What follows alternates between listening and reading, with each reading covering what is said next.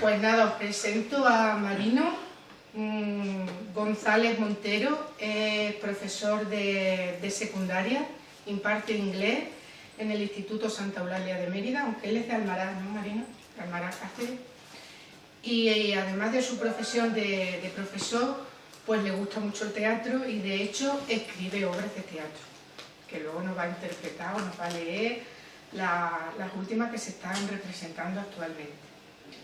Aparte de eso, tiene una editorial, la primera editorial extremeña, de Luna Libro, en Mérida, con su compañera Ana, que está aquí con él, y dirige también un grupo de profesores amateurs dentro de su instituto y hacen obras en el periodo o sea, en la época de que se hacen las representaciones de teatro romano en Mérida, pero que se llama grecolatino, ¿verdad? Y representan obras de teatro clásico. Él adapta también obras de clásicos como Plauto y Terencio y ha recibido algunos premios. Uno de ellos a un libro de relatos, quedó finalista del premio Setenil, y ese libro de relatos es A dos tiempos, que son para adultos. Y luego al Fomento también le concedió un premio pues yo creo que por emprendedor a incitarnos a leer o algo así, ¿verdad? Y luego también otro premio como impulsor, como empresario. Eso es de Europa también, ¿no? Sí. Y bueno, pues ahora nos va a dramatizar con sus lecturas su obra, que es una trilogía, si no me equivoco, una es Laberinto, Muerte por ausencia y Satanás. Se estaban representando, se han representado ya en el López, ¿no? En el López de Ayala, sí, de Badajoz. Y se estarán representando también por aquí, por Extremadura, en diferentes teatros. Así que os quedo con Marino y que disfrutemos de tus obras. ¿Vale?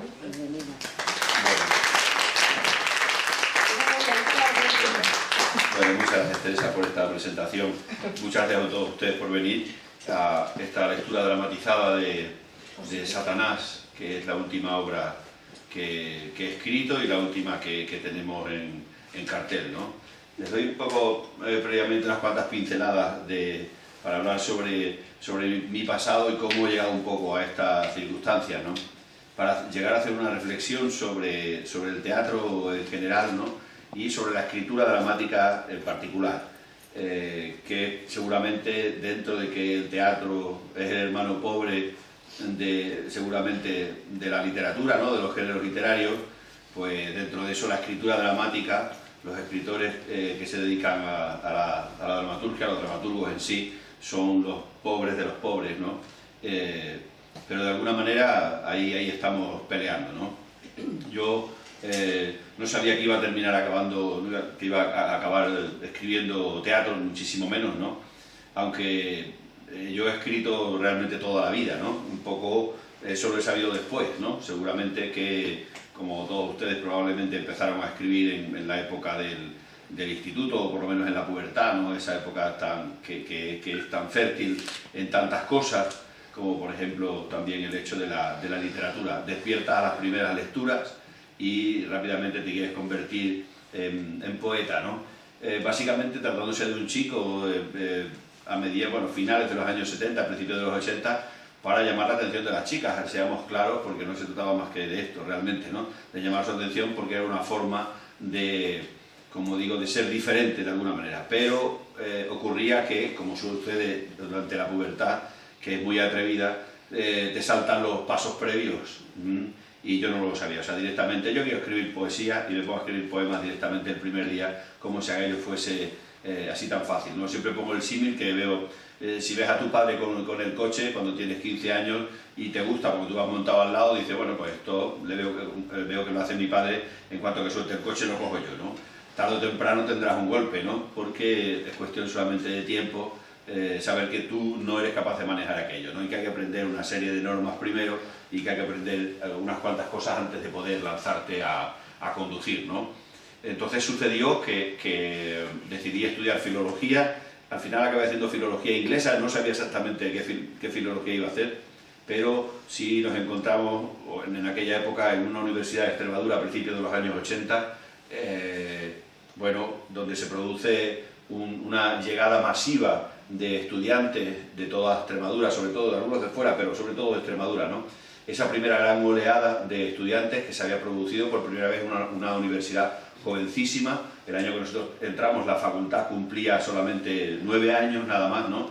Y que suponía que éramos la generación del baby boom, se nos ha llamado, ¿no? Los que nacimos a principios de los 60, y que nuestros padres realizaron ese esfuerzo terrible porque entendieron que por primera vez a través de la educación, ya que por primera vez también se permitía, eso también hay que decirlo, podías desclasarte. Esto quiere decir que por primera vez ellos entendieron que a través de la educación mi padre sabía que a lo mejor yo podía conseguir llegar a otro sitio distinto al que había llegado él, que no era más que el que había llegado su propio padre y su abuelo y su bisabuelo y su tatarabuelo, así hasta llegar, pues no sé, hasta el siglo XV, ¿no? Siempre digo que yo cuando era pequeño, yo soy de un pueblo de Almará, y claro, ir a Navalmoral o ir a Plasencia o ir a Cáceres era como un viaje al futuro, pero también a pueblos más pequeños, al de mi padre, Romangordo, que estaba al ladito, ¿no? Era como un viaje al pasado, y porque nosotros vivíamos al lado de la carretera. Esto suponía ya un desarrollo distinto dentro de lo que era Extremadura. Íbamos allí y yo recuerdo con 5 años haber visto arar como un arado de vertedera, y yo he estado también trillando trigo con un burro y encima del trillo. Quiero decir que la tecnología que se estaba utilizando en Extremadura en ese momento por el 90% de la población, que era agrícola, era la misma que estaban utilizando los romanos en el siglo I. El arado de vertedera es un invento de los romanos, y que en muchos sitios no ha llegado ni la máquina de vapor, no ya digo máquinas con gasolina. Entonces, que en algunos pueblos no había agua corriente, ¿no? Estoy hablando de finales de los 60, que no había luz en todas las casas, ¿no? Y que probablemente el suelo no estaba asfaltado, sino que estaba hecho de tierra, ¿no?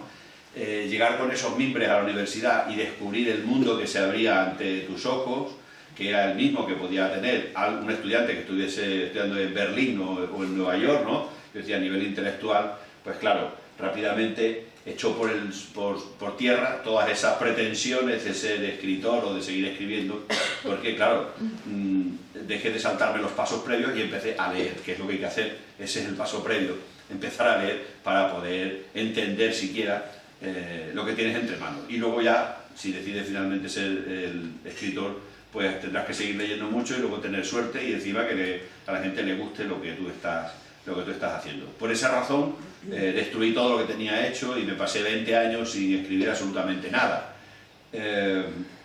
Llegaron los inicios de los años 90 y fundamos una editorial en Mérida con Ana, con mi mujer, que también es filóloga, porque abrimos una librería y empezamos a publicar en una revista literaria, La Luna de Mérida, que todavía existe, y empezamos a publicar algunos títulos de autores extremeños un poco porque nos gustaba, como una manera de atraer gente con las presentaciones a la propia librería, más como un ejercicio de marketing que otra cosa. Entonces ese contacto con los autores en aquel momento fue muy prolífico, ¿no? Durante todos esos años 90, y al final cuando decidimos cerrar la librería y quedarnos solamente con la editorial, ¿no? Entonces, como digo, ese contacto continuo con los autores, pues también me llevó a probar algunas cosas, ¿no? Hacíamos unas representaciones teatrales que presentábamos en la revista, que es mi primer contacto con el teatro, la revista La Luna de Mérida, donde publicábamos textos teatrales muy cortitos, los llevábamos por los pueblos, por los institutos, sobre todo por institutos, ¿no? Y también fuera de la región, a casas de Extremadura, en fin, de donde nos llamábamos, con actores profesionales. Yo le pedía a autores que me escribieran un texto corto, con un motivo, casi siempre literario y tal, ¿no? Y luego contratábamos actores profesionales para que lo representaran. Simplemente para que, pues, si llegábamos, por ejemplo, aquí hoy, en lugar de sentarnos detrás de la mesa, como estoy yo, explicando todas estas cosas, pues directamente los actores representaban absolutamente sin nada. Nuestro empeño entonces, que sigue siendo intacto el mismo ahora, es que el teatro no necesita de grandes alaracas, no necesita de grandes escenarios, escenografías, maquillajes para poder representarse, porque es el arte de la palabra. Y entonces lo que defendíamos era teatro de texto, exclusivamente. Hemos hecho con aquellas funciones que por las que nos dieron algunos premios como emprendedores y demás, pues no sé, yo calculo que alrededor de 700 representaciones. Hacíamos 50, 60, 70 al año, ¿no? Cada año íbamos cambiando, hacíamos un montaje nuevo, ya digo, sobre todo en institutos, ¿no? Y lo hacemos pues en un pabellón polideportivo, en la cafetería de un bar, en cualquier sitio, donde de pronto los actores se apagaba una luz y automáticamente se producía la magia, ¿no? Esto es lo que tiene el teatro, ¿no? Yo empecé a publicar ahí algunos textitos pequeños, ¿no? Al principio incluso con seudónimo, porque me daba tanta vergüenza publicarlo, no sabía realmente que es digamos, uno de los males del escritor, nunca sabes realmente lo que estás haciendo, sí puedes ser muy crítico con lo que lees sobre los demás, sin embargo, con lo que tú tienes entre manos, siempre dudas mucho, ¿no? Por eso los mismos autores, o todos los autores, o incluso los músicos, por ejemplo, no entienden cómo acaban de hacer un disco que ha sido un gran éxito y vuelven a hacer otro disco pensando que están haciendo lo mismo, y ese disco, por lo que sea, ya no goza del favor del público, y lo mismo los novelistas, o los poetas, o los dramaturgos, exactamente igual, ¿no? Entonces, ante esa indecisión, pues yo lo publiqué con seudónimo, pero sí veía, al terminar las funciones, que venían a preguntarnos que quién era ese, que yo sabía quién era el que estaba detrás de ese seudónimo, que quién era y se interesaban por él. Con lo cual, bueno, me picó un poco el gusanillo y finalmente acabé publicando con mi nombre. Empecé un poco por lo más fácil, libros de cuentos, pasé a algún libro de poemas, me interesa mucho los bienes culturales, la arqueología y la arquitectura de Extremadura. Publicamos también libros de gran formato con fotografías y textos que acompañaban, ¿no? Pues puentes de Extremadura o plazas antiguas de Extremadura que se conservan más o menos todavía en buen estado. Sacamos hace 2 o 3 años un libro sobre rollos y picotas, estas columnas de piedra que hay en algunos pueblos en Badajoz. En la provincia de Badajoz solamente hay 5 o 6, pero en Cáceres hay casi 50, ¿no? Que eran unas columnas que servían para justiciar a la gente, ¿no? Rollos o picotas se llevaban, ¿no? En fin, y bueno, pues continué con el teatro porque me ha entusiasmado siempre. Primero como actor, cuando empecé los primeros pasos en el instituto, llegué a la universidad, formamos grupo también, ahí también con compañeros, llegué al instituto como profesor ya y formé grupo también con los alumnos, tuve como 18 años o por ahí, y finalmente cuando inauguramos nuestro festival de teatro grecolatino, del que ya hacía alusión, es un festival que se desarrolla igual que el llamamos grande de Mérida, conocido por todos del verano, pero hecho, está comprimido, se hace en una semana, ya llevamos 25 ediciones, 25 años haciéndolo, y se desarrolla durante los meses o bien de marzo o bien de abril, cogemos una semana, Patrimonio nos deja el edificio, o sea, vamos allí igual, y se hace de la manera, digamos, un poco más auténtica que así que el Festival del Verano. ¿En qué sentido? Pues porque todas las obras tienen que ser obligatoriamente grecolatinas, solamente griegas o latinas, cosa que en el otro no sucede con esa frecuencia, solamente textos conocidos grecolatinos, y además se hace una cosa muy importante, se hace de día, porque los romanos no tenían focos, entonces se hace exactamente igual, sobre todo el público es para adolescentes, ¿no? Vienen de todo el país y metemos alrededor entre 16 y 20.000 espectadores al año. Este año será la última semana de abril y ya están casi todas las entradas vendidas. Funciona estupendamente porque los chavales ya saben la obra que van a ver, sus profesores de latín o griego, de Canarias, del País Vasco, donde sea, vienen de Alemania, de Portugal, ya tienen la obra, la están estudiando y vienen a ver la obra que han elegido, de las 9 que representamos, ¿vale? Entonces traen la obra leída, eso es fundamental, ¿vale? Porque no van allí como una alternativa a la clase, sino que saben perfectamente lo que van a ver. Y los grupos que contratamos para que representen son también de amateur, son grupos amateur de otros institutos de toda España que tienen sus propios grupos. El nuestro, en este caso, lo conforman, en vez de los alumnos, los profesores. Y lo formé hace 12 años, y ahí es donde hago las versiones clásicas, porque tengo que hacerlo obligatoriamente. En este caso, llevamos ya, como digo, 12 años con esta nueva expectativa. Este año vamos a preparar una obra de Terencio, Équira, ¿no? La suegra, y que preparamos durante todo el año, ¿no? Ayer tuvimos el ensayo, nosotros estamos desde el mes de septiembre, yo la escribo durante el verano la versión y luego durante todo el año la dirijo para tener la lista en el mes de abril, ¿no? Así que con esas mimbres era casi inevitable que hace unos años diera el salto a escribir obras de teatro contemporáneas, ¿no? con esos mimbres, ¿no? Porque me había batido el cobre un poco con los clásicos, ¿no? He hecho versiones de cualquiera, ¿no?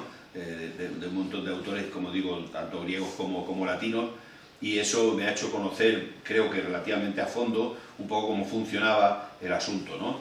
Realmente la creación de cualquier tipo, no solamente la creación literaria, sino la creación artística del tipo que sea, arquitectura, música o lo que sea, siempre consiste en lo mismo, y el que diga que no, pues se equivoca completamente, que es conocer a fondo la tradición, conocer todo lo que se ha hecho, lo que han hecho otros hombres antes que tú, hasta que hemos llegado hasta aquí, y a partir de ahí tú, si eres capaz, tendrás que intentar aportar tu granito de arena para que aquello evolucione artísticamente. Así se producen los movimientos artísticos de toda índole, desde el conocimiento del ser humano, ¿no? A mí el teatro me ha llamado siempre la atención cuando me preguntan ¿qué prefieres? El cuento, la novela no he probado todavía, ¿no? Pero sí la poesía, o el cuento o el teatro. Siempre me decanto por el teatro porque creo que encierra todas las artes literarias posibles, ya que incluso la narración moral. Realmente uno piensa que el teatro está prácticamente en todos los sitios, Si lo pensamos fríamente, es curioso pensar cómo, a pesar de en los avatares contra los que ha tenido que luchar el teatro, sobre todo los últimos 60, 70, 80 años, ¿no? En desventaja importantísima con otros medios, primero con el cine y después la televisión, cómo es capaz de sobrevivir, siendo una cosa que es carísima. Quiero decir, hoy aquí venir, si hiciéramos una obra de teatro y vienen 20 personas, por el dinero que cuesta mover a una compañía entera, aunque tenga 3 o 4 actores, tiene que llevar un regidor, un director, alguien que se encargue de las luces, alguien que se encargue del sonido, un conductor, en fin, es carísimo y es algo que parece que es contraproducente y que no se puede hacer. Y sin embargo, seguimos queriendo verlo, seguimos moviéndonos a las ciudades, a ver musicales o a ver un poco lo que nos gusta, ¿no? ¿Por qué? Esta es la pregunta. ¿Por qué el teatro, más allá de la novela incluso, o de la poesía también, o de la narrativa en general, ¿no? del cuento, sigue perviviendo? Pues yo estoy convencido porque es algo intrínseco al ser humano y es una de las cosas de las que nos diferencia de los animales. Pensemos entonces, por ejemplo, pues en las cavernas, ¿no? La época de las cavernas, cuando ese hombre al anochecer se juntaba con sus amigos, familiares o simplemente la gente de la tribu para, después de comer algo alrededor de un fuego, tomar algo de algún licor, si es que tenían, ¿no? Ponerse a contar uno de ellos cómo habían sido los avatares a lo largo del día para poder haber abatido a ese jabalí o a ese venado o ese mamut o lo que fuera. Seguramente, como buen cazador, estaría mintiendo. Seguramente estaba contando las cosas muy diferentes a como habían ocurrido. Y los que le estaban escuchando sabían que era un mentiroso, como cuando escuchamos en un bar a alguien que está contando cómo ha tirado a 2 perdices y con 2 tiros ha tirado 3 perdices al suelo. Todos sabemos que eso es mentira, pero de alguna manera no lo queremos creer. ¿Por qué? Porque se produce la magia de la comunicación. Hay algo ahí, cuando esa persona está contando eso, que está ideando, contando una situación ideal, inventando los detalles de cómo estaba el sol, de dónde estaba escondida la perdiz en ese momento, ¿no? Cómo oía a lo lejos algún ruido, cómo veía el rocío encima sobre el manto de rocío, sobre la hierba. Ya está recreando un ambiente que, de alguna manera, yo quiero creerme. Yo me lo quiero creer. Esa convención que el espectador establece con quien está contando la historia es algo que es innato al ser humano, ¿no? Se ha producido durante todas las épocas, ¿no? Después se produjo, por supuesto, mucho más elaborado en el teatro griego, en el latino, pero pensamos, por ejemplo, después ante públicos analfabetos, ¿no? Con los juglares que iban por los pueblos contando las cantares de ciego, ¿no? Iban cantando, o esa gente que venían simplemente con aquella cabra y la trompeta, y hacían subir y te contaban una historia increíble para que la cabra subiera arriba de la mesa en un lenguaje inexplicable, porque a lo mejor eran húngaros, decían, ¿no? o rumanos, o de donde fueran, ¿no? Y lo contaban en este español tan extraño que te encantaba escuchar. Eso es teatro, no es más que esto, ¿no? Es la narración de unos hechos con determinado tino, y hace que te quedes con la boca abierta escuchando eso. Insisto, sabiendo previamente que es mentira, ¿vale? Siempre cuento que el teatro, cuando nosotros vamos al teatro, si nos ponemos fríamente a pensarlo, todos sabemos que es una cortina que se abre y se cierra y que detrás de la cortina hay 3 o 4 tipos con la cara pintada. Con la cara pintada, pero de pronto se apagan las luces de la sala, se encienden las luces del escenario y a mí sale un tipo allí con la cara pintada y me dice que está en un bosque de Yugoslavia y yo me lo creo, me lo quiero creer, ¿vale? Entonces dibujas ese mundo que te están contando y ha funcionado toda la vida. Da igual las características que tenga el público, no hace falta, ni muchísimo menos, tener unos conocimientos determinados para poder disfrutar de eso que tiene un nombre que ya lo pusieron los griegos, que se llama catarsis, ¿no? Que es este sentimiento que tenemos como humanos, que es una especie de comunión y que se produce en otros casos en los que parece que a lo mejor no es teatro, pero de algún modo también lo es, como podéis pensar, pueden pensar en una corrida de toros o en un partido de fútbol.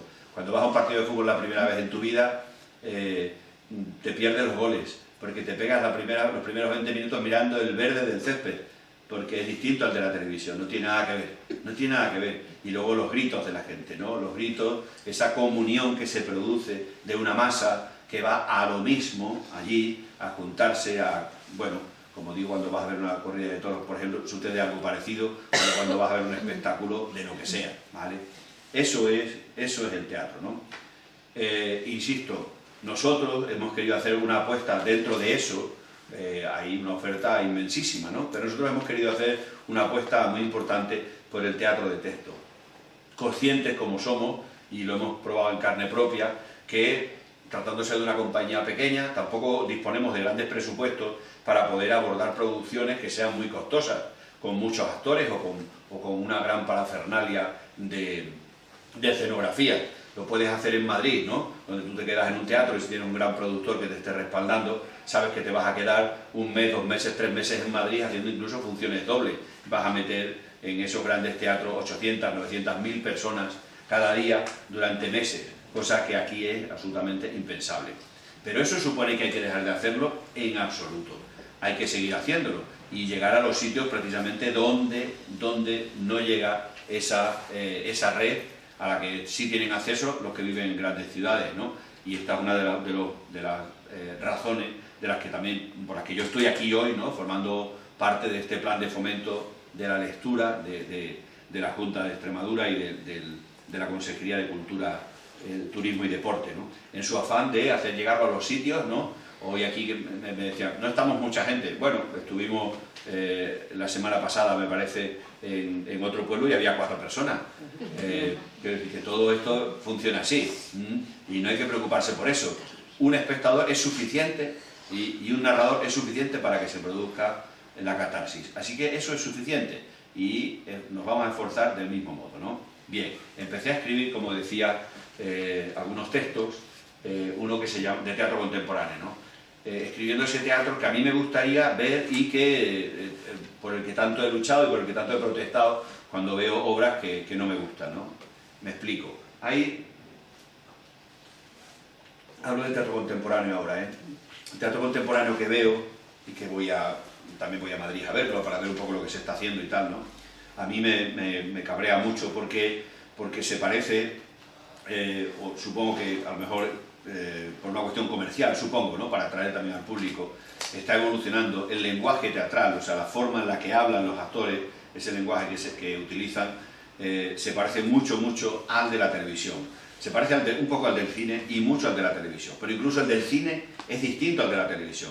El de la televisión es más naturalista, o sea, se parece más, y el de la serie ya ni te cuento, ¿no? Se parece mucho, y que hoy todo el mundo parece que tira por ahí, que el cine está empezando a caer en declive, y sin embargo parece que las series son las que están conquistando el mundo de la televisión.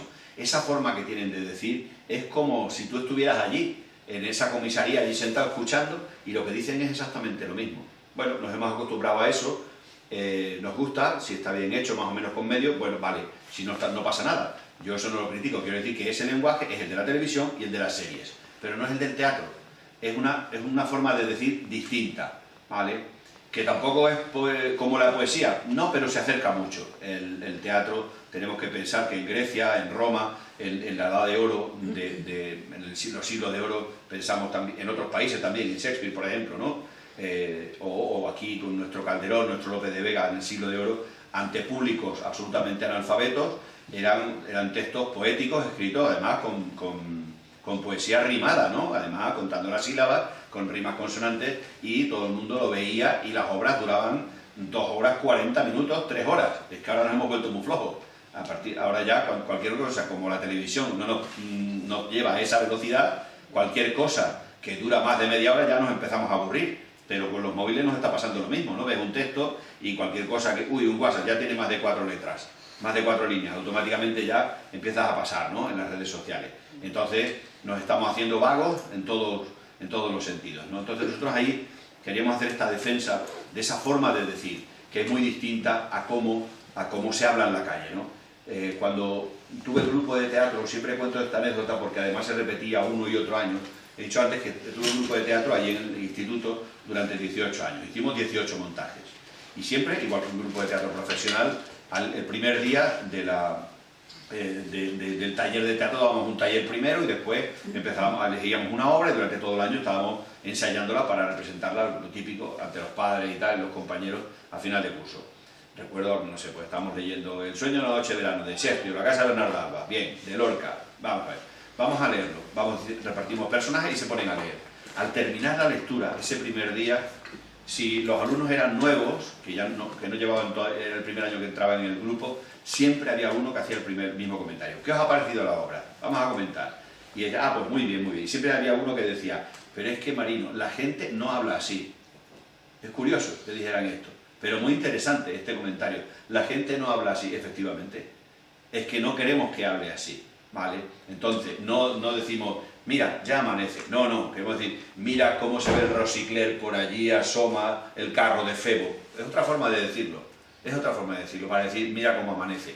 Y si se puede decir de esa otra manera, a mí me parece que es más fácil llegar a lo que decíamos de la catarsis, ¿no? Como decía, yo no sabía que iba a escribir teatro contemporáneo.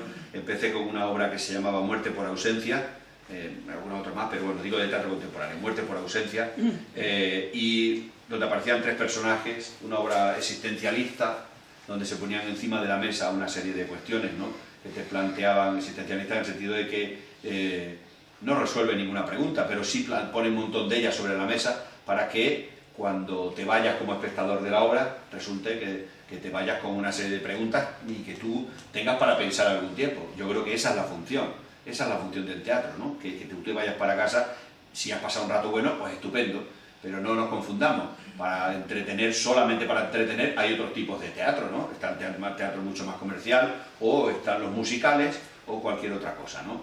Pero el teatro, su principal función era la de llamar la atención al ciudadano sobre cuestiones morales en aquel momento, ¿no? Estoy hablando de Grecia o de Roma, pero que ahora pueden ser a lo mejor de otra índole, ¿no? De pensar qué hacemos aquí, por qué estamos aquí, ¿no? O quiénes somos nosotros realmente, ¿no? Eso es lo que se planteaba en este Muerte por ausencia. También una reflexión sobre el pasado, y hablando sobre esa generación de la que yo hablaba antes, de la generación de mis padres, una generación que sufrió mucho porque, como decía, tuvo una pubertad, ¿no? y una madurez idéntica a la que habían tenido sus antepasados, y de pronto les estallan los años 80 en la cara y tienen que encontrarse con algo para lo que no estaban preparados, ¿no? Ya digo, no solamente porque sus hijos se fuesen a estudiar, sino porque se encuentran con cosas que eran inimaginables para sus padres o para sus abuelos, ¿no? Como podía ser la música, o podía ser el cine, o las drogas, o los coches, o 1000 cosas, ¿no? Los peligros y las cosas que tuvieron que tolerar y aguantarse fueron muy importantes, ¿no? Escribo una segunda obra a los 2 años que se titula Laberinto, Anatomía del presente, que es una reflexión sobre el presente, basado en un hecho real, pero a fin de cuentas eso es una cuestión de dramaturgia. También, sin yo darme cuenta, aparecían otra vez 3 personajes, aparentemente sin nombre. En Muerte por ausencia sus nombres son números, se llaman 1, 2 y 3.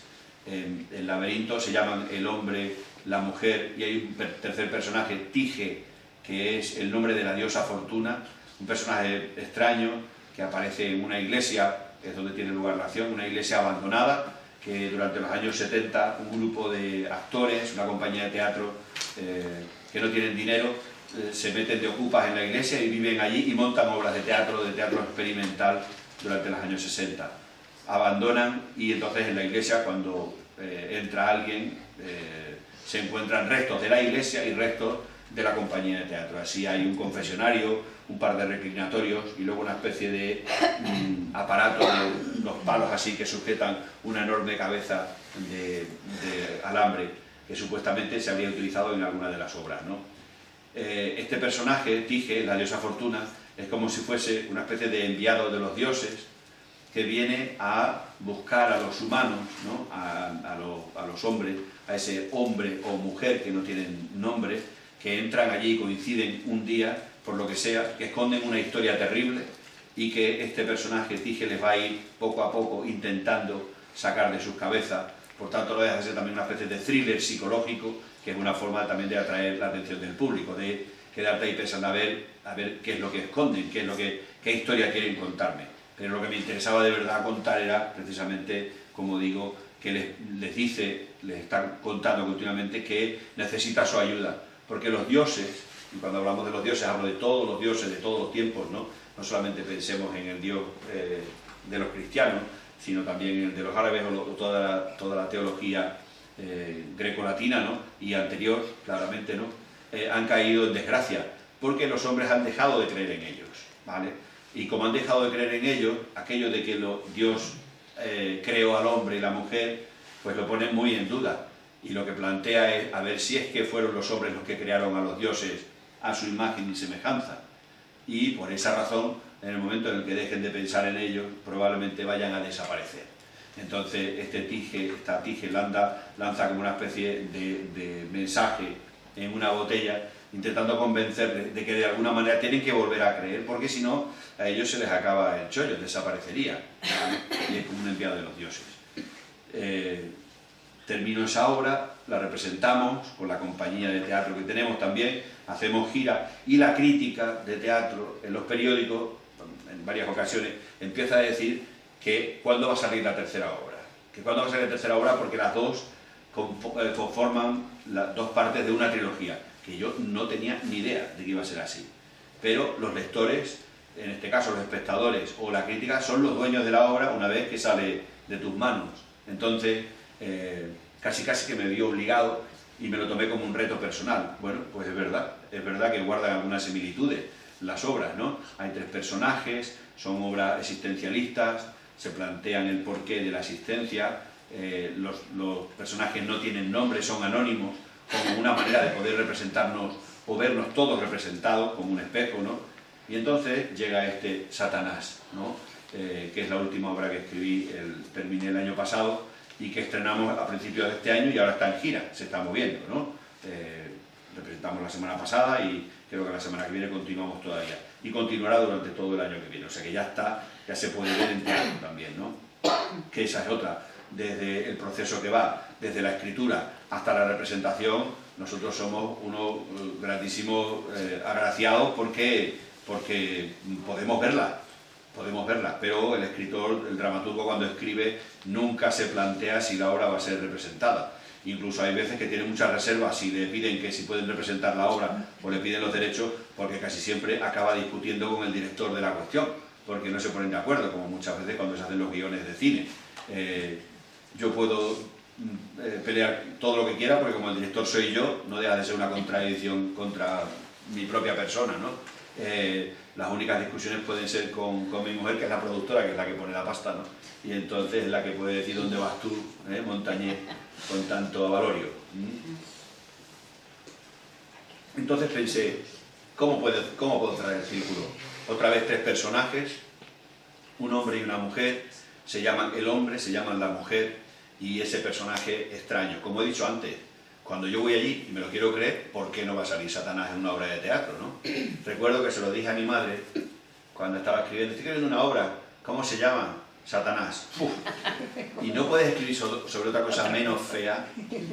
Esto es muy bonito porque yo siempre digo a mi madre las cosas que estoy haciendo porque te meto unos hachazos que te ponen en tu sitio rápidamente, ¿no? ¡Qué cosa tan fea! Y yo esto estuve pensando mucho tiempo, a ver, ¿por qué es una cosa tan fea, no? Entonces, claro, pienso en su educación religiosa, judeocristiana, que yo también he recibido, en una parte, ¿no? Y claro, es que el personaje de Satanás primero se utilizaba en muchos casos como el hombre del saco, para asustar, ¿no? Y luego era un poco el representante sin forma, si no quería representarlo, del pecado, digamos, ¿no? Del mal, entre comillas, genérico, y por supuesto también del pecado, ¿no? De hecho, es que aparece poquísimas veces representado, ¿vale? Poquísimas veces. En algún cuadro, aparece en algún cuadro, hay un autor, bueno, aparece en la Divina Comedia, sí aparece en la Divina Comedia de Dante, pero hasta el siglo XIX no se ilustra esa Divina Comedia donde aparece representado, pero por ejemplo, en estatua solamente hay una en toda España, una estatua donde aparece representado el diablo o Satanás, si quieren, que está en el Retiro de Madrid, ¿no? Dicen que es la única del mundo, o una de las únicas del mundo, que habrá en algún otro sitio probablemente, ¿no? Y aparece en una fuente, y es curioso, no sé si eso forma parte de la mitología. Dicen que está situado a 666 metros de altura sobre el nivel del mar, que ya es curioso lo de los 3 seises, ¿no? Madrid está a 600 y algo, así que es fácil que esté a esa altura, y que la peana que se construyó es como demasiado grande para lo pequeña que es la escultura, ¿no? Y es verdad que yo paso por allí, hay gente que pasa y se santigua, es curioso, pasa por allí y se santigua, ¿no? Como una especie de, bueno, esto que hacemos así, ¿no? Para quitarnos el mal, ¿no? Supersticioso, pero esto no es el diablo, de alguna manera. Esto es una representación fácil, ¿no? Con las propias manos de lo que es el diablo, ¿no? Así que Satanás, como digo, muy alejado de la idea, yo tenía muy claro que tenía que ser una cosa muy alejada de la idea del Satanás que nosotros hemos recibido, que no es más que la representación, digamos, de la Edad Media sobre todo, ¿no? De la religión cristiana, como una manera que tiene la Iglesia de meter miedo y de tener también un poco sometido a los fieles, esa representación del diablo como el señor de las tinieblas, el señor del infierno, ¿no? La tradición lo que dice es que era un ángel, ¿vale? Un ángel caído después, ¿no? Cae en desgracia porque se le ocurre probar una de las manzanas antes que la propia mujer, ¿no? Y que supuestamente Yahvé o Dios o quien sea le expulsa del paraíso, ¿no? Entonces es un ángel expulsado del paraíso, ¿no? Decía que, bueno, por supuesto lo está estudiando, ¿no? El Satanás de la Divina Comedia, ¿no? O el que aparece en El Paraíso Perdido de John Milton, que son, ya digo, es una representación del mal y del pecado, ¿no? Como una manera de ponerle cuerpo a lo que podía representarse algo tan etéreo como el pecado, ¿no? Pero me ha interesado mucho más la interpretación que hace, por ejemplo, ya a principios del siglo XX, ¿no? Baudelaire, ¿no? en las Flores del Mal, que ya empieza a tomar forma de más humana, ¿no? O en algunos libros como Los Cantos de Maldoror, ¿no? Donde el mal tiene forma y se pone con cuerpo de hombre o con cuerpo de perro, pero que se manifiesta de alguna manera, ¿no? Y a mí me parecía que para traerlo hoy en día, a un espectador hoy en día, y poder seguir cumpliendo lo que yo quería, que era plantear otra vez encima de la mesa otras 15 o 20 o 25 preguntas sobre nuestra existencia, tenía que ser alguien que nos resultase más cercano, un pícaro, que hay cosa más española, ¿no? Que literariamente hablando, que un pícaro, ¿no? Un personaje que está por ahí por la calle y que estamos tan acostumbrados a ver y que nos resulta, dentro de que sepamos que está haciendo el mal, entre comillas, ¿no? Nos cae, bueno, casi bien, digamos, ¿no? Por lo menos nos vemos atraídos, ¿no? Es como cuando vemos una película o una serie, de alguna manera nos vemos muy atraídos por los asesinos. Por lo menos intentar averiguar cuáles son las causas que actúan en su cabeza para poder desarrollar esos actos, ¿no? La pregunta es, a ver si es que nosotros nos sentimos tan cercanos del asesino que ese morbo que tenemos por saber es una manera de intentar ponernos un espejo a nosotros mismos. Por ahí van un poco los tiros. Pero voy a poner a leer algo porque si no me enrollo y no sé dónde tuviera a parar, ¿no? Bueno, empieza el libro que lo hemos publicado, ya decía, representarlo es difícil para un dramaturgo, pero ver su obra publicada pues también muchísimo más. Pero otra vez, es que tenemos una editorial, ¿qué vamos a hacer? Tenemos todo en casa entonces lo hemos publicado. Yo quería que el lector de la obra tuviese los mismos, en sus manos, tuviese las mismas herramientas que ha tenido después el director y los actores. Entonces, lo que tienen en las manos, si tienen al final acceso al libro, es el libreto exacto de cómo se trabaja la obra, ¿no? De tal manera que cuando uno lee teatro, que no es tan habitual leer teatro, ¿no? Y es más, no estamos tan habituados, ¿no? Creo que hay que hacerlo de esta manera, para que el lector se convierta en el director de su propia obra. Se hace su pequeño teatrito en la cabeza y empieza a imaginar. Entonces, por eso quiero empezar leyendo, lo primero que empieza la obra es la situación, para describir la situación. Esto el director no lo necesita a lo mejor, ¿no? Porque ya habla con el autor y sabe un poco lo que necesita, pero el lector no lo sabe. Entonces, así comienza la obra, puesto como una nota a pie de página, para el lector o para el director. Del oscuro total va surgiendo el rumor, al principio muy lejano, luego muy nítido, de las olas del mar. Suena, también a lo lejos, el retumbar de algunos truenos que anuncian la llegada de una tormenta. Empieza a sonar la lluvia que, de pronto, se convierte en aguacero de verano. Los relámpagos, ahora justo encima del escenario, lo iluminan como un parpadeo de azules, blancos y negros. Esa luz desconcertante deja ver sobre la escena 5 columnas de distintos tamaños, quizás alguna tendida en el suelo, que componen la triste imagen de lo que fue un teatro griego, hoy en un deplorable estado de conservación. El ruido de la lluvia va cesando y dejando paso al de las olas del mar, y a una música que seguirá sonando muy tenuemente durante el parlamento de Satanás. Satanás, que empieza en oscuro total durante los 4 o 5 primeros versos, irá descalzo y llevará puesto un pantalón rojo bermellón y una camisa de tirantes del mismo color. Los zapatos, la camisa y la chaqueta, todo a juego, visten a la columna más alta, a la izquierda, como si de un galán de noche se tratara. La luz irá apareciendo poco a poco, entre amarillenta y anaranjada, se diría que sucia, como una fotografía del propio poema. En adelante, incluso en los oscuros totales, siempre habrá un foco con filtro rojo intenso, iluminando la columna más alta de la izquierda.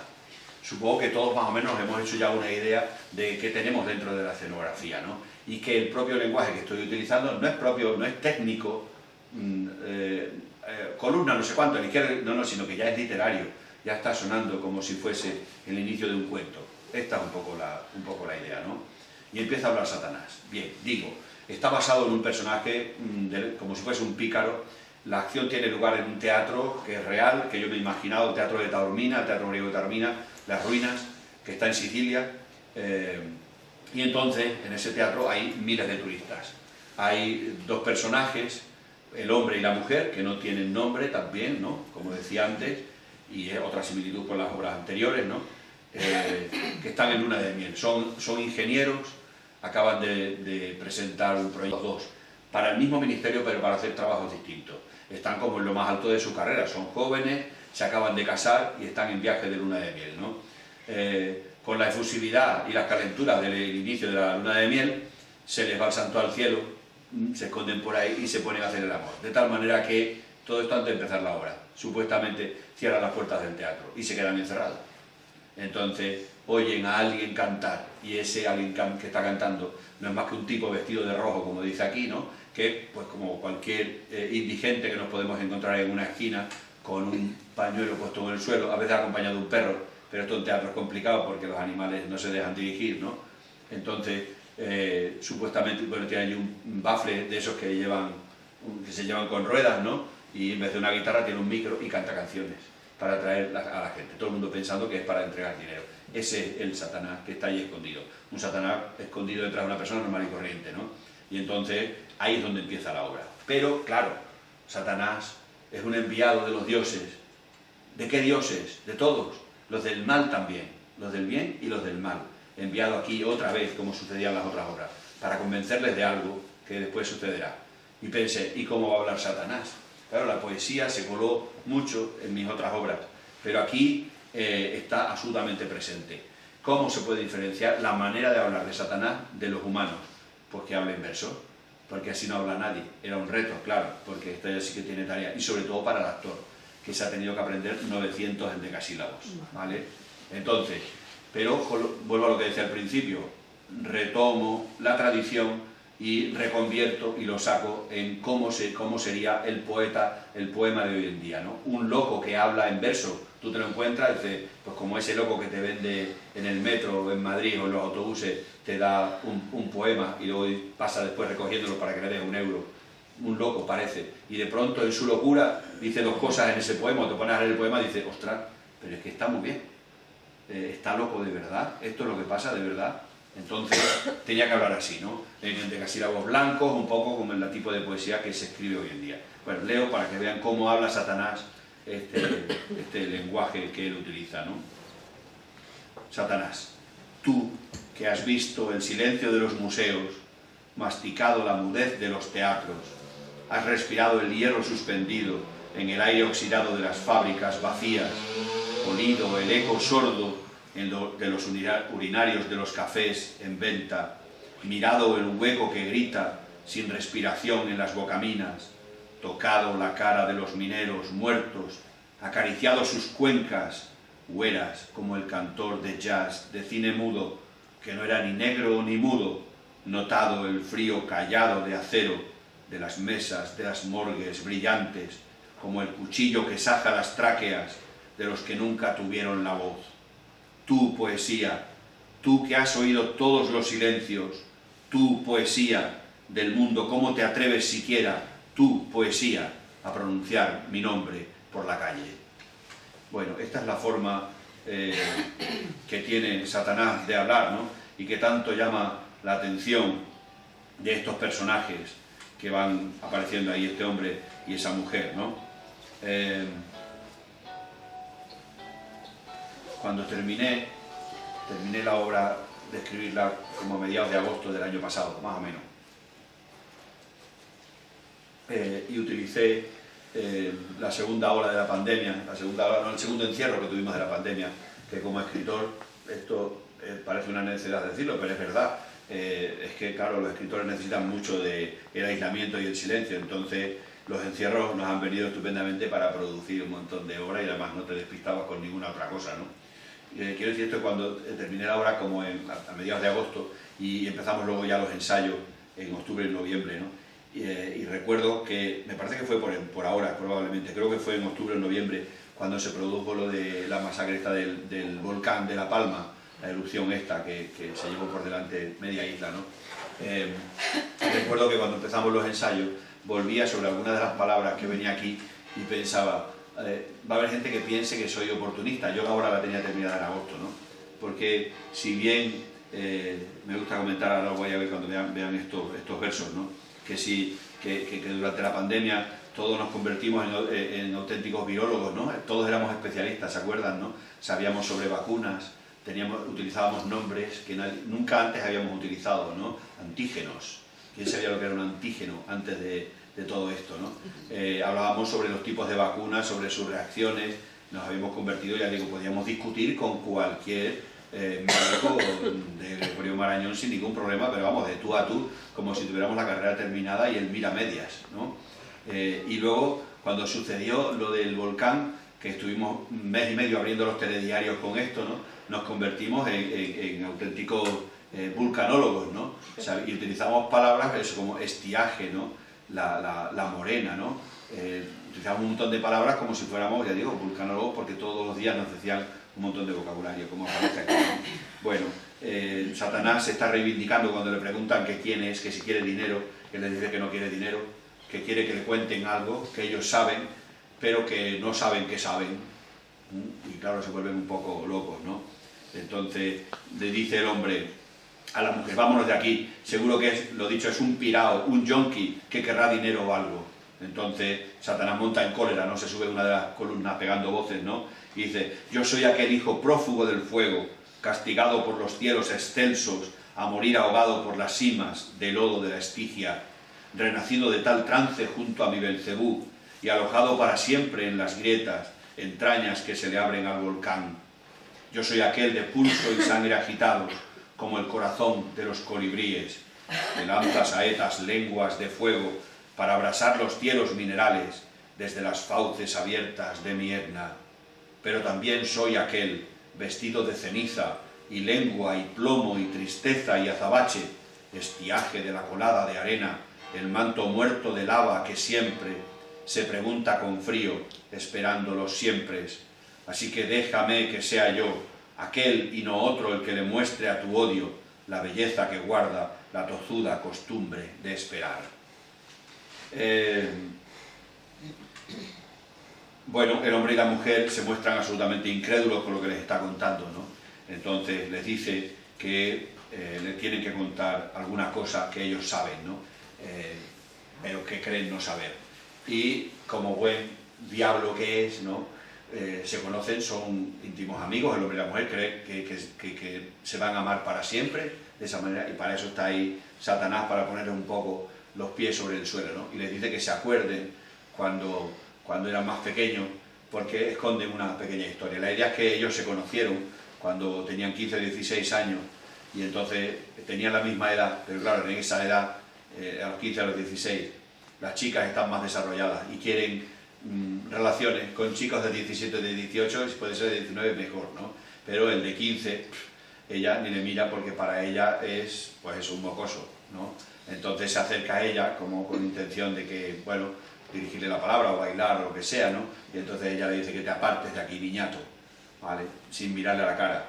Esto lo guarda él como un odio pequeñito, ¿no? Una metáfora dice, tu odio es como un grano, como un vago de arroz que se convertirá en un inmenso arrozal cuando pasen los años, pero tú no lo sabes todavía. Ahora la amas, pero porque estás obsesionado con ella, ¿no? Cuando quiere, y esto está permitido en teatro y además es Satanás, puede hacer lo que quiera, a uno coge y le duerme. Como no quieren contar nada, pues entonces les canta una canción y les duerme. Y tú dices, pero si es que eso es increíble, pero ya he dicho que esto es teatro, que nos lo creemos. No nos creemos que en la televisión llega un tipo que te dice, ¡pum!, duérmete. Y nos lo creemos que se duerme de verdad, está apagado. No lo sé, pero es que yo me lo quiero creer. ¿Por qué voy a intentar averiguar cómo hace el truco el mago? Yo quiero ilusionarme viéndolo. Esta es la idea. ¿Por qué quiero averiguar la razón de si a la mujer la ha cortado por la mitad o no? Pues voy a seguir creyendo que está cortada por la mitad para luego cuando salga entera, aunque ya lo sepa, digo, madre mía, y claro, evidentemente sé que no la ha cortado por la mitad, pero quiero creérmelo. Esta es la idea, ¿no? Esta es la idea. Entonces, les duerme para, bueno, sacarle, mientras el otro está dormido, pues puede hablar con más libertad, y primero la duerme a ella y habla con el hombre, le empieza a contar cosas, y al revés, ¿no? Y los va sacando esa, que no es más que el método mayéutico, ¿no? El método mayéutico de Sócrates, que decía que todo el conocimiento lo tenemos dentro, y no hay más que sacarlo, porque está metido en nuestro cerebro, en el ADN, aunque no lo hayas aprendido, sacarlo con preguntas, ¿no? Entonces, ¿cómo te llamas tanto? No sé cuánto. A que tú que con sí o no, tú vas diciendo sí o no, vas eligiendo, es todo del método mayéutico, y se lo vas sacando con una serie de preguntas, ¿vale? Dice Satanás, yo fui primero el bobo Lucifer, el hijo de la aurora, portador de la luz, rugiente Prometeo encadenado, príncipe de los ángeles, destronado, desposeído, muerto a los ojos de los hombres, temido al ser nombrado como Satanás, portador de la luz, príncipe de los ángeles, tornado ya en señor de las tinieblas. Y como ellos no se lo creen, les dicen, bueno, pero ¿por qué no creéis que yo soy Satanás? Y dicen, primero, por cómo hablas, ¿por qué hablas así? ¿Vale? ¿Por qué hablas así? ¿Por qué mierda hablas así?, le dice la mujer. Responde Satanás, porque vengo de un tiempo de silencio, donde las palabras eran perfil, dibujaban lo real y lo pensado, acusaban la temperatura y el tacto sutil del aire que reside entre las cosas, un tiempo donde música y verbo eran uno solo, ese lugar inhabitable, yermo para los pensamientos de los hombres. Yo siempre he estado ahí, como el presente, fiel al invisible crecer de las plantas. Una reivindicación de lo que decía antes, de esa forma de decir del teatro, ¿no? De que efectivamente antes hablábamos de otra manera diferente, ¿no? Se puede establecer un paralelismo, no sé si han visto la película, recuerda El viaje a ninguna parte, de Fernando Fernán Gómez, ¿no? Donde se establece esa dicotomía de esos códigos, de esos cómicos de la legua que iban andando por los pueblos, ¿no? Y se encuentran con el que trae el cine, ¿no? Que está acabando con su negocio. Y entonces los contratan para una película, la escena es esta mítica, ¿no? Que sale Fernando Fernán Gómez y dice, venga, representa, ponte a decir el papel. Y decía, señorito, no se acuerda de esta escena, ¿no? Y le decía, que así no se hace, que así... Claro, él hacía el lenguaje teatral, él lo hacía en lenguaje teatral, el cine es otra cosa, ¿no? Vamos a ver, bueno, la música, muy importante, no quiero dejarlo de lado, acabo de verlo ahí. La música estaba muy presente en todo el teatro grecolatino, formaba parte de la poesía, entonces realmente casi se cantaba más que se recitaba.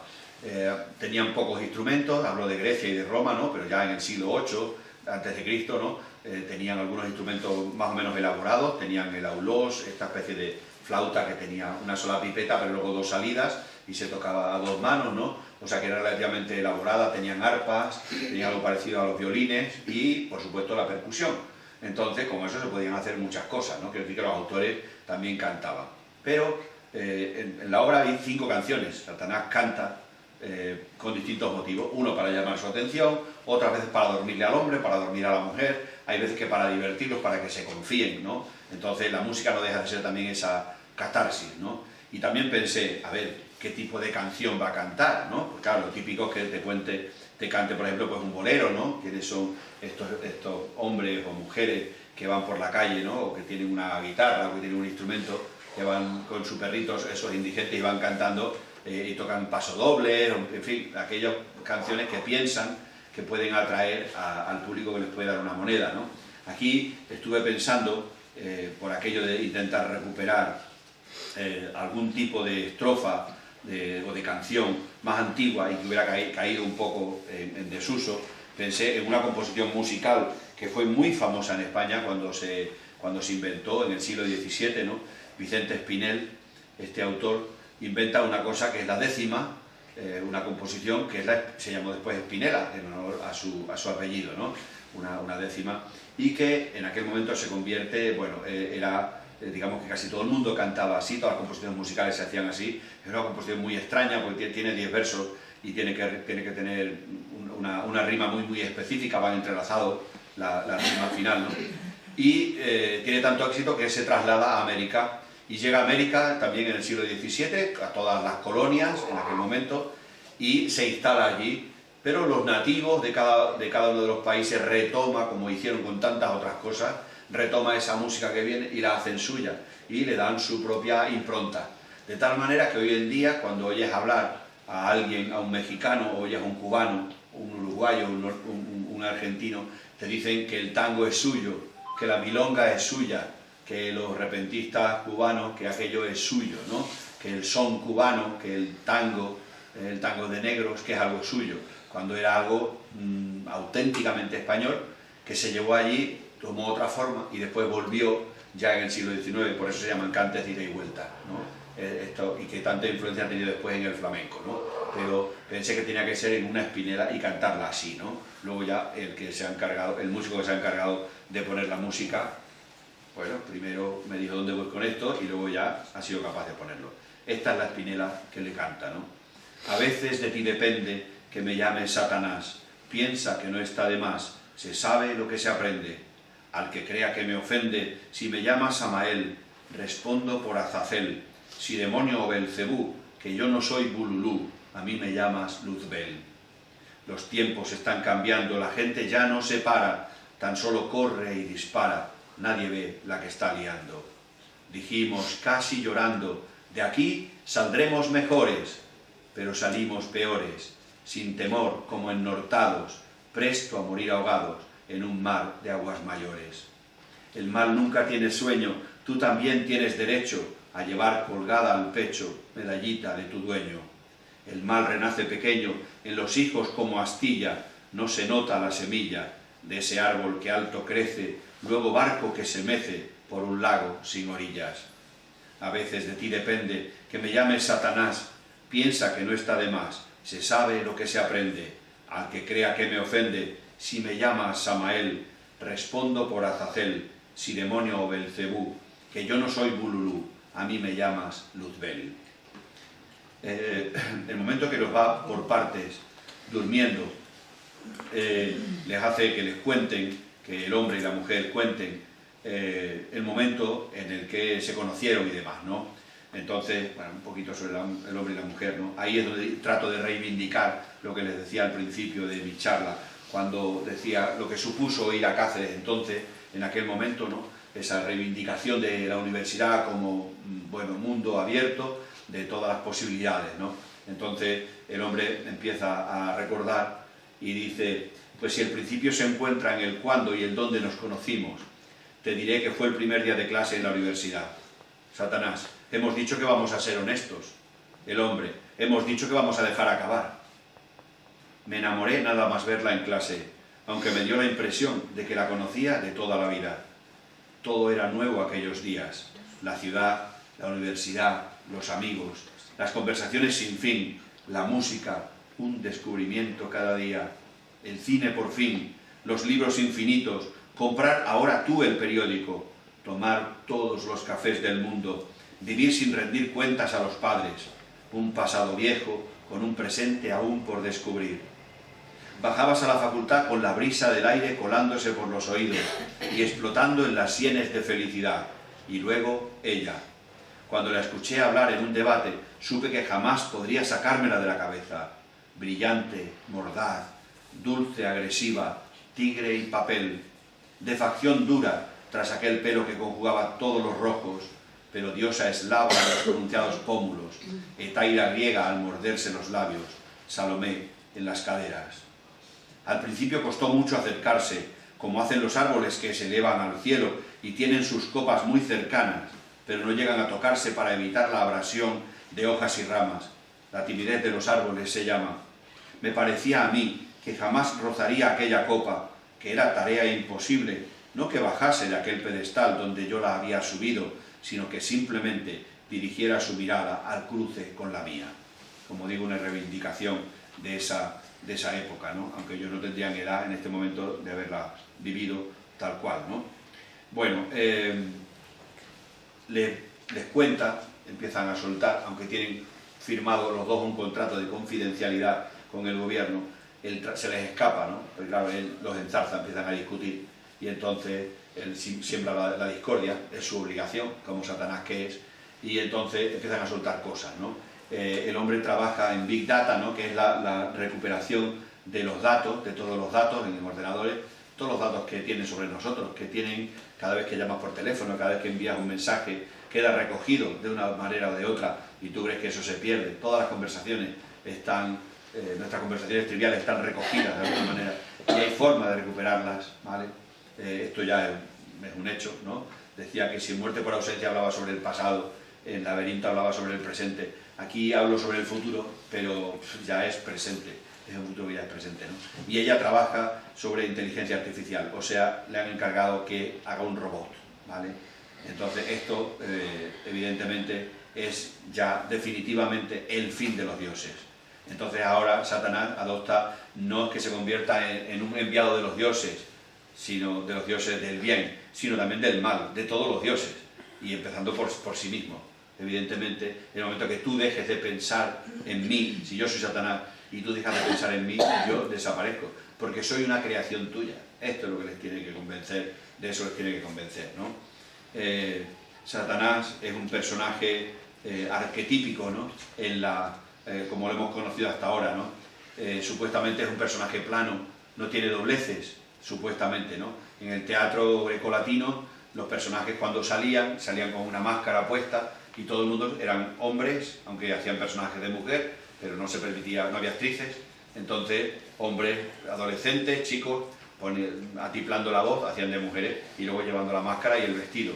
Cuando el espectador veía una máscara ya sabía, aunque la obra fuese nueva, qué iba a pasar, porque el que salía era el enamorado, tenía una forma de pintarse la máscara, la enamorada, el padre, la suegra, el lenón, el que prestaba el dinero, el banquero, el que era el esclavo, y todos se comportaban de la misma manera. Pero es que además el espectador quería que fuese de la misma manera. Tú dices, qué aburrido, siempre igual. No, no, no, es que tenía que ser así. No es aburrido, somos lo mismo, lo he dicho al principio.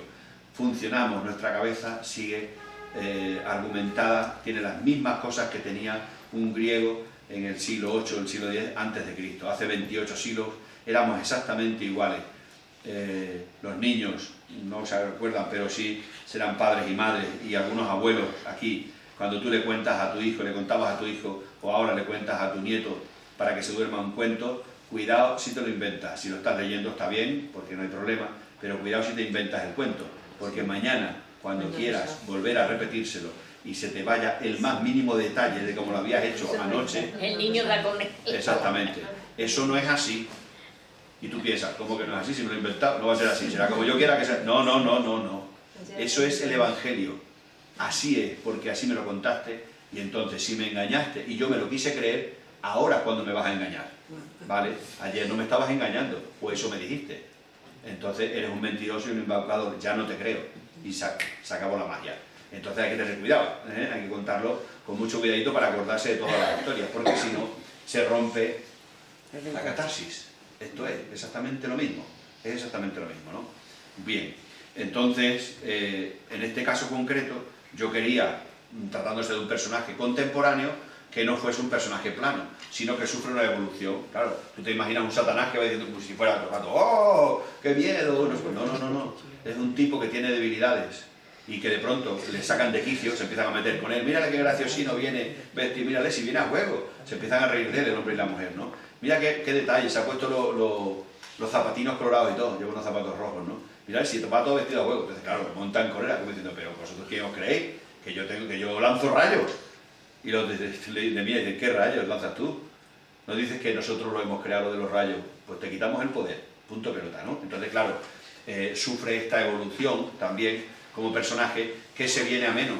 Y claro, en este sentido, lo que ese proceso de evolución psicológica que sufre el personaje, que es muy propio de las novelas, en la novela siempre hay un personaje, los personajes evolucionan psicológicamente, pues también se produce aquí. Y se produce un elemento al contrario, al revés. Entonces es como si los hombres se fueran un poco convirtiendo en dioses, dueños de la situación, y él, que supuestamente era un dios del mal, pero un dios, ¿no?, se humaniza, se está humanizando. Y entonces sabe que tiene que tirar de recursos, siquiera a lo mejor sensibleros, para poder llevarles por donde él quiere, porque no les queda otra. Y entonces si tiene que llegar a rogarles, pues les ruega y hace lo que tenga que hacer, ¿no? Entonces, porque sobre todo lo que les repite una y otra vez desde el principio es que no tengo tiempo, es que con vosotros solo tengo esta noche. Y cuando vayáis de aquí, por la mañana, cuando abran el teatro, ya tenéis que ir convencidos de lo que yo os quiero contar, ¿no? Que no es más que una recriminación de que estén haciendo precisamente robots, porque lo que plantea es, a ver, ¿no os habéis planteado que llegará un momento en el que los robots adopten las formas y tomen el papel de los hombres? Ellos dicen, eso no es posible, porque siempre tiene que haber un hombre que llegue, por lo menos, pulse el botón para que ese cacharro se ponga en marcha. Claro, dice, pero ¿y si creáis una máquina para que pulse botones? Y uno piensa, a ver, si es que no las tenemos ya. No nos dicen que desde la playa podemos con nuestro móvil ver lo que pasa en nuestra casa. Nos dicen que estamos allí y si la tenemos domotizada en nuestra casa, podemos encender o apagar para cuando lleguemos haya pasado el aspirador solo. No nos dicen ya las neveras, ¿no? Los frigoríficos nos dicen ya, se te está acabando el yogur. No, ya los hay con voz. Y tú dices, madre mía, mira para atrás, dice, mi madre me dice eso. Mi madre me dice, sal a comprar el yogur, pero me lo dice ahora una máquina. Entonces dice, ¿y si pasa esto? Eso inevitablemente es el fin de la civilización, ¿no? De la civilización humana. Porque ¿para qué vamos a necesitar ya más hombres? Si hay uno que pulsa el botón, pues habrá gente que piense y todo, cómo se pulsa, todo eso, ¿no? Y este es el miedo que él tiene, ¿no? Porque dice, evidentemente, que no tiene miedo, ¿no? Les está diciendo continuamente que, si bien cuando no piensas en los dioses, que es su creación, ya les ha convencido de eso, él está mucho más dentro de ellos que los otros dioses, que son dioses que representan el bien, entre comillas, porque el mal vive en ellos. Le dice, no, yo estoy en vosotros, soy vosotros, ¿no? Tomando una idea que utilizaba mucho Platón, ¿no? Platón, cuando hablaba sobre los sobre el hombre, decía que el hombre es bueno por naturaleza, ¿no? El hombre es bueno en cuanto que es ciudadano. Lo que pasa es que hay veces que comete errores, entonces una manera de enseñar a la gente que tenía que comportarse en sociedad, decía que el ciudadano lo que tenía que hacer era salir a la calle e intentar buscar el bien, y que seguro que lo iba a encontrar, pero simplemente había que salir con la actitud de buscarlo. Entonces Satanás, claro, que es un pícaro, coge esta idea de Platón, la retuerce y dice, bueno, si tú tienes que salir fuera de tu casa a buscar el bien, es porque no está en tu casa. A veces que en tu casa lo que está es el mal, ¿vale? Entonces esta es la cuestión, ¿no?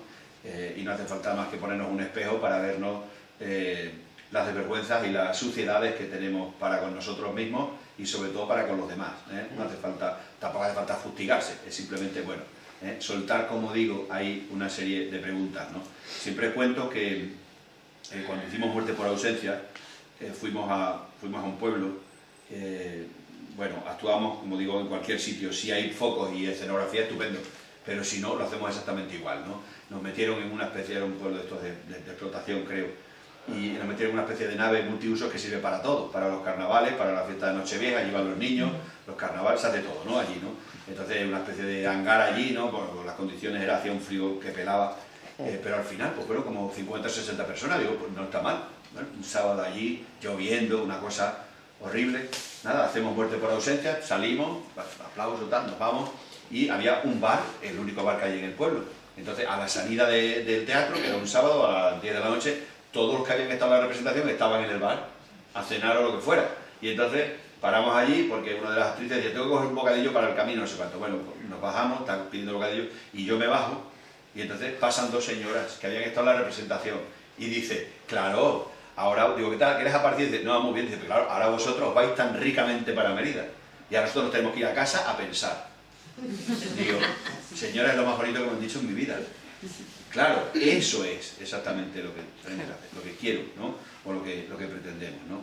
En fin, no tiene tiempo y se les está diciendo que espabilen, que pueden hacerlo, ¿no? Que sí que pueden hacerlo. Vamos a ver.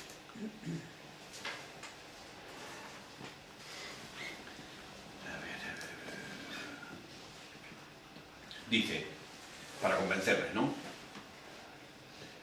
Dice, no existe nada más burdo que el hombre, nada más simple, vasto y previsible, pero es lo que tenemos, ¿qué le vamos a hacer? Por eso vais a fabricar robots. Vamos a ver si recapitulamos. Lleváis media vida, si no la vida entera, maldiciendo y renegando de aquel Dios que os hizo a su propia imagen y semejanza, para que ahora vosotros ambicionéis emularlo haciendo justo lo mismo. Valiente necedad. Por cierto, si Dios os hizo a su imagen y semejanza, ya me sé yo cómo es ese Dios que algo más a demonio se parece. Entonces le recrimina que realmente lo que están haciendo es jugar a ser dioses, porque están intentando crear otro ser que sustituya al hombre, en cierto modo están jugando a ser eso, ¿vale? Les dice que no tiene tiempo, no queda nada si no tomáis cartas inmediatamente en estos asuntos. Habéis hecho de la tecnología vuestra religión, ahora sois los nuevos filósofos que quieren jugar a ser Dios, pero no reparáis en que ya lo erais antes, y no me miréis de ese modo. Altamira, las pirámides, este mismo teatro, las lenguas, los libros, vosotros sois los auténticos dioses, creando de la nada, de la piedra, sois magos de la palabra, podéis dar vida o arrebatársela a los mismos dioses, o incluso a mí. No me miréis de ese modo. Escuchad, el pecado, lo mismo que el infierno, no es un lugar, es un estado de la mente. Nos jugamos la existencia, la vida, la civilización, la muerte, la belleza, la palabra, el mal y la poesía. Bueno, y termino. Bueno, hace alusión a que el último salvavidas, el último tablón al que pueden agarrarse antes de hundirse en ese proceloso océano de la desaparición total, ¿no? Y él dice que solo les queda una oportunidad. Y dice, ¿y cuál es esa oportunidad? Le pregunta al final el hombre convencido, más o menos ya, ¿pero tú crees que hay un plan que se puede hacer? Dice, claro que lo hay, ¿no? Dice, dignidad, solo nos queda una oportunidad, dignidad. La mujer, dignidad, Yo creo que la hemos perdido toda cuando empezamos a escucharte. El hombre, déjale hablar. Satanás, dignidad. Es ya lo único que os queda como seres humanos, la última molécula viva de inteligencia que os diferencia de los animales, los árboles, las piedras del campo o algo más cerca, el ensordecedor silencio de las máquinas. Pensad un poco en ello. El hombre, ¿pero qué tenemos que hacer? Satanás, hay que estar al aguardo del nacer de la luna, la que llaman luna roja de agosto, y esperar que el fuego os tiña la sangre de ardiente savia por mí liberada, aquella que os hará ser más vosotros que nunca, impregnados de la alta esencia que no debisteis dejar de beber por la remembranza insistente y estúpida de un paraíso perdido en el tiempo que nadie podrá jamás alcanzar. La mujer, no parece nada fácil eso que cuentas. Satanás, ya os lo he dicho, pensad hondamente en la dignidad, redirigir vuestros destinos para redirigir el destino del mundo. El hombre, ¿redirigir el destino del mundo? Eso sí que parece ciencia ficción. Satanás, ciencia ficción. Difícil de entender. ¿En qué medida me ofende la unión de estas palabras, sucias para mí, ambrosía para vuestros oídos, anegados del verbo huero y fosco, de tantos charlatanes que responden al nombre rimbombante de científicos? Fantasía, mito, realidad, la oceánica fuerza de la imaginación al servicio antes divino de la creación. El hombre y la mujer a coro. ¿Cómo? Satanás, sí, exactamente, yo os propongo justo lo que estáis pensando. Sí, ser capaces de tornaros en auténticos dioses. Sí, mortales, pero dioses al fin, aunque no creando estúpidas máquinas celestiales, sino creando nueva vida, unos hombres y mujeres reales, llenos de 1000 defectos y manías, pero humanos y diabólicos como a mí me gusta. Me lo debéis. Pensad en todo aquello que me habéis contado. Pensad en todo aquello que nunca jamás os habéis contado. Dejad a un lado los roces y los enconos y cread procreando. Y hasta ahí puedo leer. Muchas gracias por escucharme.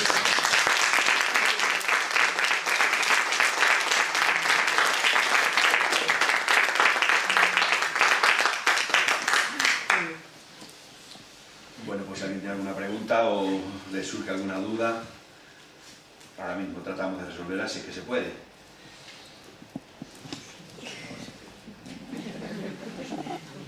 O alguna apreciación, me da igual, ¿no? Para que se pregunta. Duda no, pero sí nos gustaría ver la obra donde estuviese más cerca de nosotros, ya que nos ha puesto la miel en los labios. Sí, pues no sé dónde vamos, Ana. Por aquí cerca, no sé si vamos a algún sitio, hemos estado en Almendralejo. Ah, ya voy a estar en Carolina. En el Carolina. Villafranca. A Villafranca, es verdad, vamos a Villafranca, que no pillamos lejos, ¿no? No. Villafranca, sí, porque otra es donde vamos, al norte de Cáceres. Talavera. Talavera la Real también, sí. La Pesca, esta es un poco la más cercana, ¿no? Sí, Villafranca lo tenemos cerca. Pues eso es, ¿cuándo es? El fin de semana de diciembre, ¿no? El 4 o el 5, el sábado, viernes o el sábado por ahí.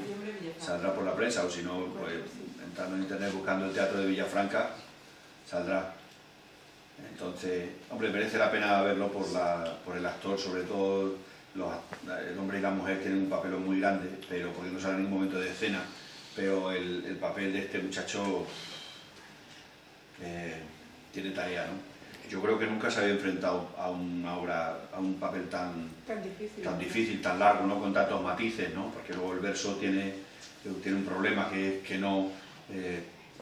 primero, no te puedes confundir en una sola palabra, porque entonces ya no sabes ponerlo en pie. Las cacao ya no tienen... Entonces no es lo mismo que puedes meter una morcilla o cuando te equivocas en otro tipo de obra, porque como sabes lo que tienes que decir más o menos, pero aquí, es como muy preciso lo que hay que decir, ¿no? Está dentro del ritmo y de esa rima interna que tiene cada uno de los versos, como más o menos creo que se notaba, ¿no? Entonces es muy difícil. Y tenía que hacer la suya, ¿no? Entonces, yo no sé si él lo hace José Antonio Lucia. A ver, este muchacho ha hecho 16 veces el Romano, o sea, tiene una experiencia, ha hecho 16 obras en el Teatro Romano de Mérida, o sea, que es de primera categoría, ¿no? Los mejores actores extremeños, ¿no? Pero él sufre mucho con esto porque ha sufrido mucho porque, claro, es muy exigente, ¿no? Además físicamente también y tal, ¿no? tiene que cantar, tiene que... Fuera de Extremadura no... ¿Cómo? Fuera de Extremadura De momento no, hemos empezado Claro. realmente este año, ¿no? Nosotros es que estrenamos en enero, ¿no? Y ahora es cuando hemos empezado a moverla. Suspendimos incluso algunas cosas, también por COVID, en marzo y abril, y luego durante el verano parados, y ahora es cuando estamos empezando otra vez. Pero vamos a moverla durante todo el año que viene, claro, sí, sí, hay que intentar sacarla fuera, claro, sí, sí. Sí, no, estamos muy contentos con el resultado, la verdad que la gente que lo está viendo está... Y bueno, y como libro igual, ¿no? Se está moviendo perfectamente y los libros de teatro apenas tienen recorrido, ¿no? Que es que no lo lee nadie, es que casi se editan poquísimos ejemplares, o sea, si más o menos ahora mismo en España se están editando como 65.000 títulos al año más o menos, pero a lo mejor de teatro a lo mejor hay 300, o sea, la proporción es que se publiquen, quiero decir, ¿no? Que se lean ya. Me parece que queda una librería especializada en teatro en España nada más, o sea que yo creo que ahora es digital ya, que siquiera me parece que han cerrado también la librería que tenían, entonces incluso en las librerías es difícil de encontrar, ¿no? Y en las bibliotecas también, porque no, la sección de teatro es pequeñita, ¿no? Claro, y más allá de los clásicos, pues prácticamente nada, de teatro contemporáneo, casi nada, ¿no? Ahora están sacando, nosotros tenemos una colección de teatro que hemos sacado hace tiempo, sobre todo extremeño, y la Junta ha sacado una colección con los premios estos FATEX que saca que me parece que publica el ganador y el finalista cada año, y bueno, ahí va sacando una pequeña biblioteca pequeñita todavía, ¿no? Que irá aumentando, ¿no? Porque hay buenos dramaturgos en Extremadura, hay buenos, es decir, la escuela de arte dramático que estaba en Olivenza y luego se trasladó a Cáceres.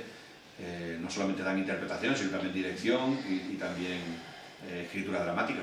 Entonces de ahí está saliendo algunos chavales por ahí ya que van.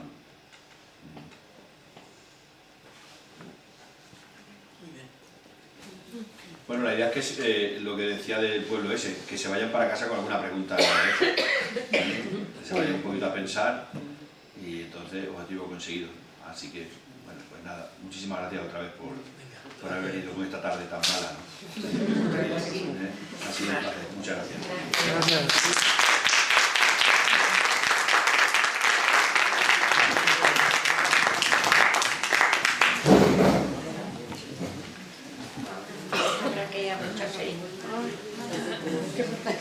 Sí, para no caer del avión.